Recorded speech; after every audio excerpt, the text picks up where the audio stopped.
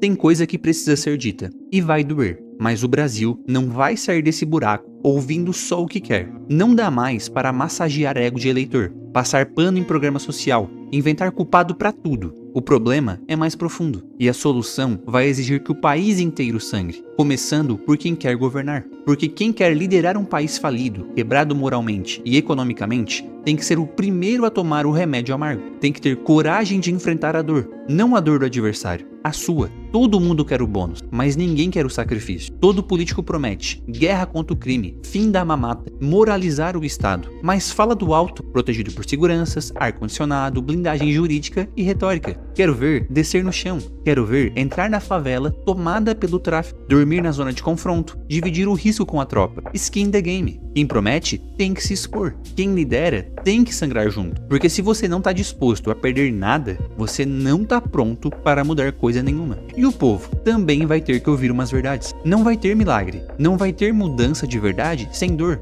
O Brasil virou uma máquina de anestesiar responsabilidade. Criamos uma cultura de mimo estatal. É bolsa pra tudo, isenção pra todo lado, perdão de dívida como política pública. E tudo isso bancado por quem trabalha, por quem produz, por quem carrega esse país nas costas. A classe produtiva virou a fonte inesgotável de recursos para sustentar uma engrenagem que premia a improdutividade. Isso tem que acabar. E sim, vai doer. Vai ter que doer. Vai doer em quem sempre se acostumou a receber sem dar nada em troca. Vai doer em quem vive pendurado em auxílio sem buscar autonomia. Vai doer em quem acha que o Estado é pai, mãe, empresa, igreja e babá. Porque se não doer agora, vai dar ruim. Chega de fingir que é possível fazer política sem quebrar ovos. Chega de campanha baseada em meme, emoção e promessa de que tudo vai dar certo sem esforço. Alguém precisa chegar e dizer: o Brasil precisa sofrer. Precisa encarar o que ninguém quer ouvir. O pacto social tá podre, o sistema tá esgotado, e continuar nessa marcha lenta do deixa como tá para ver como fica é suicídio coletivo. Não tem mais como fugir disso. A Argentina com Milei só aceitou a cirurgia porque já estava com câncer escancarado. O país estava em um colapso absoluto. Então quando alguém apareceu dizendo vai doer, mas é a única saída, a população aceitou. Aqui no Brasil, a gente ainda tem a ilusão de que não é tão grave, porque nada aqui é completamente bom, mas nada é completamente ruim. A gente vive nesse vale da mediocridade, e onde a promessa do alívio é o suficiente para garantir mais 4 anos de ilusão. Mas o mundo não espera. O mundo tá correndo, crescendo, avançando, e o Brasil vai ficando. E o mais louco é que mesmo avançando em alguns indicadores, a gente tá ficando para trás, porque o mundo avança mais rápido. E isso significa que na prática estamos ficando menores, mais irrelevantes, mais fracos. O Brasil virou o eterno quase. Quase potência, quase rico, quase decente. E o povo, manipulado, aplaude migalha achando que é banquete. Ninguém quer fazer o que precisa ser feito, porque sabe que perde voto. E é por isso que o primeiro passo de qualquer liderança de verdade tem que ser o seguinte: perder voto. Mostrar que tem princípio, não populismo, que está disposto a perder agora para ganhar o país depois. A liderança de verdade começa com sacrifício pessoal, começa com coragem de falar o que ninguém quer ouvir. Começa com a disposição de dizer: você vai ter que pagar sua conta de luz sim. Porque se nem isso o sujeito tem coragem de dizer, não tem moral para governar. A verdade é que o brasileiro quer solução sem esforço, quer cura sem tratamento, quer reforma sem ruptura. E isso não existe. Se você quer um Brasil que funcione, vai ter que abrir mão de conforto, vai ter que suar, vai ter que mexer em ferida aberta, vai ter que contrariar muito interesse estabelecido, inclusive o do seu vizinho que recebe auxílio sem trabalhar, inclusive o do servidor público que tem salário garantido, estabilidade e 60 dias de férias, inclusive o do político que faz carreira sem entregar nada. O Brasil virou um país do penduricalho. Tem gente que monta a vida inteira com auxílio municipal, estadual, federal, cesta básica, aluguéis sociais, transporte gratuito e tarifa zero. E você não pode dizer nada, porque é crueldade. Não,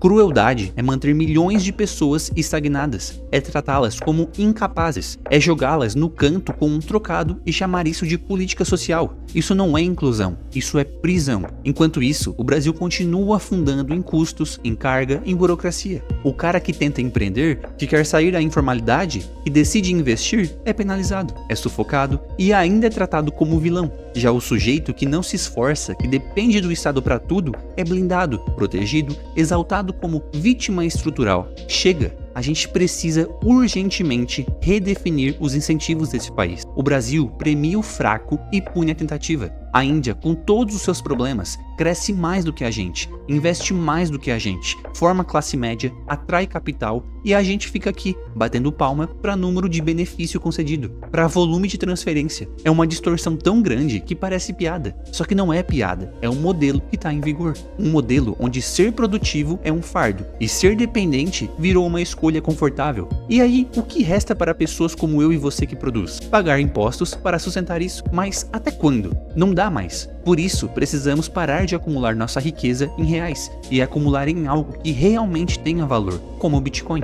E se você quiser aprender a como fazer isso em 1 hora, acesse o link na descrição. E aí, a gente começa a entender por que o Brasil não sai do lugar. Porque o país inteiro foi condicionado a evitar a dor, a rejeitar qualquer proposta que envolva esforço, sacrifício ou renúncia. O brasileiro médio quer que tudo melhore, mas sem que nada mude. Quer que o país evolua desde que ele continue parado. Quer ver crescimento desde que ninguém mexa no privilégio dele, no conforto dele, na narrativa conveniente que ele mesmo se contou. Só que é mentira. Tudo isso é mentira. E vai continuar sendo até alguém ter coragem de dizer alto e claro que esse modelo que a gente sustenta hoje não tem futuro. Vai quebrar, vai explodir, vai virar poeira. Não porque a oposição é forte, não porque o mundo é cruel, mas porque ele é estruturalmente insustentável. O Estado brasileiro virou um corpo obeso, desproporcional, hipertrofiado nas partes erradas, alimentado por quem produz e usado como boia por quem desistiu de tentar. E aí vem um mais trágico. Todo esse castelo de papel é mantido em nome de uma falsa compaixão. Ah,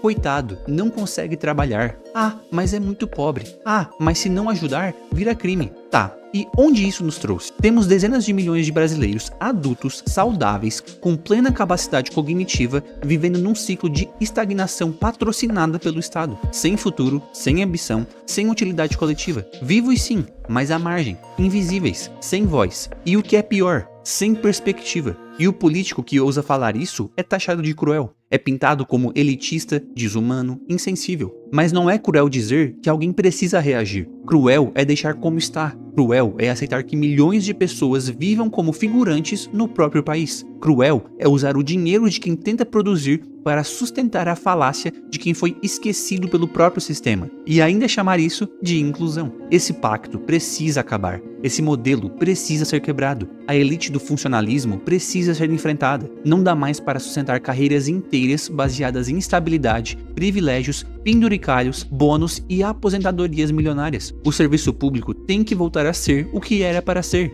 Um instrumento de serviço, não uma máquina de status, conforto e blindagem. E alguém vai ter que pagar esse preço, porque mexer nessa estrutura vai doer, vai gerar conflito, vai gerar resistência, mas é inevitável. A estrutura precisa ser outra. Não dá mais para fingir que estamos formando cidadãos, quando na prática estamos entregando crianças ao abandono. O Brasil trata escola como depósito, professor virou assistente social, aluno virou estatística. O discurso de inclusão virou desculpa para baixar exigência, maquiar resultado e fingir que está tudo bem. Só que não tá. Não estamos educando, estamos domesticando. E no fundo, isso é parte da mesma lógica do Estado que finge resolver quando só tá adiando o colapso. A cultura foi sequestrada por um moralismo disfarçado de sensibilidade. Tudo é ofensivo, tudo é sensível, tudo é causa. Mas ninguém quer discutir a desconstrução real que a gente vive, a do esforço, a da disciplina, do mérito. Se ser exigente virou pecado, cobrar resultado virou opressão.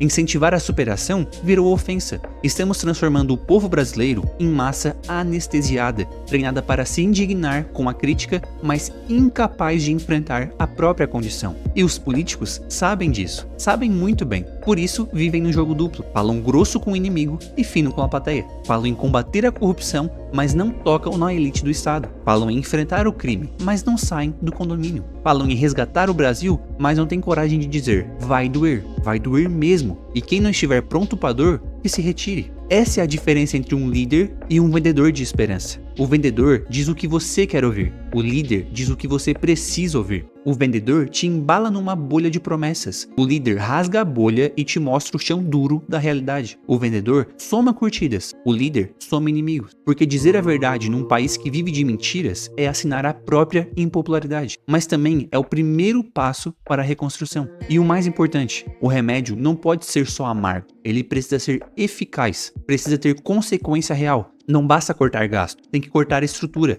Não basta reduzir o número de ministérios, tem que acabar com o parasitismo. Não basta mudar o discurso, tem que mudar a engrenagem. Tem que reconstruir o Brasil a partir da pedra fundamental da responsabilidade. E isso exige coragem, exige sacrifício, exige que todos, sem exceção, sintam o peso da mudança. Porque é isso, quer que o Brasil mude de verdade, precisa estar disposto a sangrar junto, colocar o próprio nome, o próprio conforto, a própria reputação em jogo. Não dá para pedir esforço do povo se você mesmo não entrega nada. Não dá para falar em reconstrução se você só sabe repetir slogan. Não dá para liderar sem colocar o corpo na linha de frente. Se a gente quer um Brasil decente, alguém precisa começar dizendo o que ninguém mais quer ouvir. Vai doer em mim, vai doer em você, vai doer no rico, no pobre, no servidor, no empresário, no político, no eleitor. E é justamente por isso que vai funcionar. Porque só o que dói de verdade é capaz de curar. Se você quiser aprender mais sobre o Bitcoin e ver algumas recomendações de livros minha, vou deixar o link na descrição. E se você quiser entender o porquê precisamos de uma guerra contra o crime organizado, assiste o vídeo que está aparecendo agora na tela.